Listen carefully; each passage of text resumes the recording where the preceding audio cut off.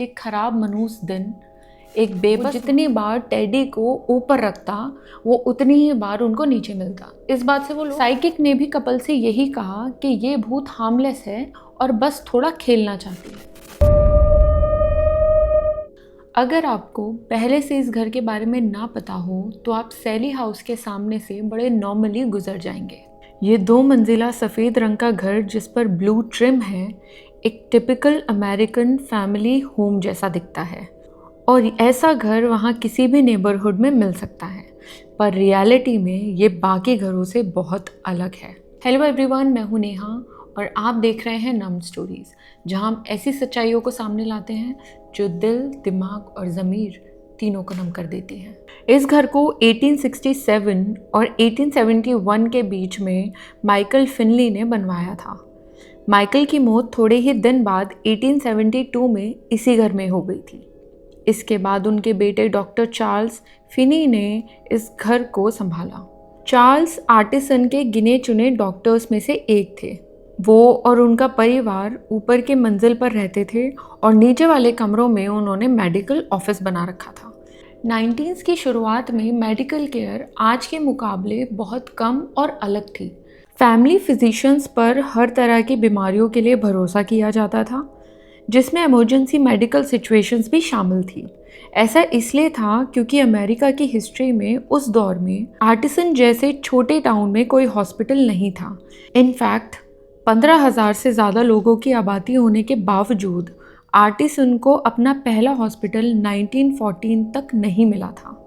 यही वजह थी कि एक खराब मनहूस दिन, एक बेबस माँ ने उस डॉक्टर के घर का दरवाज़ा खटखटाया। माँ की चीखें सुनकर डॉक्टर फिने तुरंत देखने गए कि किसको मदद की ज़रूरत है। पेशेंट एक 6 साल की बच्ची थी जिसका नाम सैली था, जो अपने पेट में भयानक दर्द की वजह से बेहोश हो गई थी। जल्द ही डॉक्टर को समझ आ गया कि उस बच्ची को अपेंडिसाइटिस है और उसका अपेंडिक्स फटने के बहुत करीब था, जिस वजह से उसकी मौत हो सकती थी। जितनी जल्दी हो सके डॉक्टर उस लड़की को एक बेड पर लेकर गए और उसे एनेस्थीसिया दे दिया। हालांकि ये जानते हुए कि वो लड़की मौत से सिर्फ कुछ पलों की दूरी पर है, डॉक्टर ने वो फैसला लिया जो उनकी बहुत बड़ी गलती होने वाली थी। डॉक्टर ने एनेस्थीसिया का असर शुरू होने से पहले ही ऑपरेशन शुरू कर दिया था। छोटी सैली दर्द के मारे चीख रही थी और फिर अचानक से खामोश हो गई। सैली ने दम तोड़ दिया था। डॉक्टर जान गए थे कि बहुत देर हो चुकी है। हालांकि उन्होंने अपनी पूरी कोशिश की थी, पर डॉक्टर बेचारी सैली को बचा नहीं सके। सैली की आखिरी यादें केवल दर्द और चीखें थीं। उसने उसी ऑपरेटिंग बेड पर दम तोड़ दिया था और अपने आखिरी पलों पर सैली ने सिर्फ डॉक्टर को ही देखा था और उसकी आंखों में उस डॉक्टर के लिए नफरत भरी हुई थी। उसने आखिरी वक्त पर उस डॉक्टर को खुद को टॉर्चर करते हुए देखा था और बदले में सैली ने उस जगह को कभी नहीं छोड़ा जहां उसने अपनी छोटी सी जिंदगी के सबसे दुखदायक पल बिताए थे। इस बात का पता किसी को नहीं चला जब तक कि पिकमैन फैमिली ने 1992 में इस घर को नहीं खरीद लिया। एक कपल डेबरा और टोनी पिकमैन ने आर्टिसन के कैंसस में वो 100 साल पुराना घर खरीदा। वो नए शादीशुदा कपल थे और अपने पहले बच्चे का इंतज़ार कर रहे थे। उन्हें ये घर बहुत पसंद आया और उन्होंने ऊपर के एक बेडरूम को अपने बच्चे के लिए एक प्यारी सी नर्सरी में बदल दिया। शुरुआत के कुछ महीने तो सब कुछ नॉर्मल था, फिर अजीब चीज़ें होने लगी। लाइट बल्ब्स अपने आप फटने लगे, अवन का टाइमर खुद ब खुद चलने लगा और कभी कभी कॉर्डलेस फ़ोन डेड हो जाता और फिर सडनली चलने लगता। पिकमैन को लगा पुरानी वायरिंग होगी क्योंकि घर बहुत पुराना था, इसलिए उन्होंने ध्यान नहीं दिया। पर एक बात उन्हें समझ नहीं आ रही थी कि उनका शांत सा कुत्ता हमेशा उस नर्सरी की तरफ देखकर भौंकता और गुर्राता रहता था। और असली दहशत इस घर में तब शुरू हुई जब उनका बेटा टेलर पैदा हुआ। एक दिन जब टोनी और डेबरा घर लौटे और बच्चे को सुलाने ऊपर गए तो उनके होश उड़ गए। सारे स्टफ टॉयज जो एक चेयर पर रखे होते थे वो ज़मीन पर एक ढेर बनाकर रखे हुए थे। उन्हें लगा कोई चोर घुसा है, पर घर खाली था। उन्होंने पूरा घर चेक किया तो उन्हें लगा शायद उनका वहम होगा। उन्होंने खिलौने वापस रख दिए और नीचे आ गए। जैसे ही वो नीचे पहुंचे उन्होंने देखा कि नर्सरी की लाइट फिर से जल गई है। टोनी ऊपर भागा और देखा कि एक टेडी बेयर फिर से ज़मीन पर पड़ा हुआ है। ये सिलसिला चलता रहा। वो जितनी बार टेडी को ऊपर रखता वो उतनी ही बार उनको नीचे मिलता। इस बात से वो लोग इतना ज़्यादा डर गए थे कि उस दिन टोनी की माँ के घर सोने के लिए चले गए। टोनी के भाई लैरी ने कैलिफोर्निया की एक साइकिक बारबरा से बात की। बारबरा ने फ़ोन पर ही बताया घर में एक छोटा भूत है। वो एक 5 से 13 साल के बीच की लड़की है जिसका नाम सैली है। अजीब बात ये थी कि उस घर के पुराने किराएदार ने भी बताया था कि उनके बच्चे का भी एक इमेजिनरी फ्रेंड था जिसका नाम सैली था। वो अक्सर खिलौने कमरे में फैला देती थी। 2 डिफरेंट सोर्सेस से भी एक ही नाम सामने आ रहा था, लेकिन कपल को लगा ये हार्मलेस है और इस पर ज़्यादा ध्यान नहीं दिया। साइकिक ने भी कपल से यही कहा कि ये भूत हार्मलेस है और बस थोड़ा खेलना चाहती है। सोचने वाली बात यह है कि जब किसी को पता चलता है कि उनके घर में कोई घोस्ट है तो फिर भी वो उस घर में रहने का कैसे सोच सकते हैं। पर जल्द ही ये एक्टिविटी भी वायलेंट हो गई। उन्हें जितना लग रहा था कि ये घोस्ट छोटे बच्चे का है और हार्मलेस है, अब उतना ही वो घोस्ट अब उनको परेशान करने लगा था। और एक बात और जो उन्हें पुराने टेनेंट से बात करके पता चला था कि जब भी घर में कोई गेस्ट या कोई टेनेंट्स आते थे तो उस घोस्ट का निशाना मेल मेंबर्स ही होते थे। और ऐसा ही अब भी था कि पिकमैन फैमिली का जो मेल मेंबर था वो ही उस घोस्ट का निशाना था। सैली ने टोनी को अपना टारगेट बना लिया था और वो हमेशा उसी को ही परेशान करती थी। एक दिन टोनी ने मजाक में कहा, सैली अगर तुम यहाँ हो तो चीज़ बोलो। तभी एक टेडी बेयर सबके सामने अपने आप घूम गया। टोनी का भाई जॉर्ज डर के मारे वहाँ से भागा, पर सडनली वो एक जगह फ्रीज हो गया, जैसे किसी ने उसकी मसल्स जकड़ ली हो, किसी और ने उसकी बॉडी पर कंट्रोल कर लिया हो। एक दिन टोनी अपने बच्चे को कार सीट पर बैठा रहा था और उसने अपनी पीठ पर तेज दर्द महसूस किया। घर जाकर उसने देखा कि उसकी पीठ पर 3 गहरे स्क्रैचेस थे जिनसे खून निकल रहा था।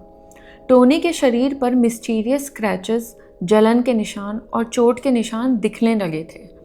सबसे डरावनी बात यह थी कि स्क्रैचेस अक्सर लोगों के सामने बिना किसी के छुए टोनी की पीठ या चेहरे पर उभर आते थे, और ये स्क्रैचेस तब तक रिपीट होते थे जब तक इनसे खून ना निकलने लगे।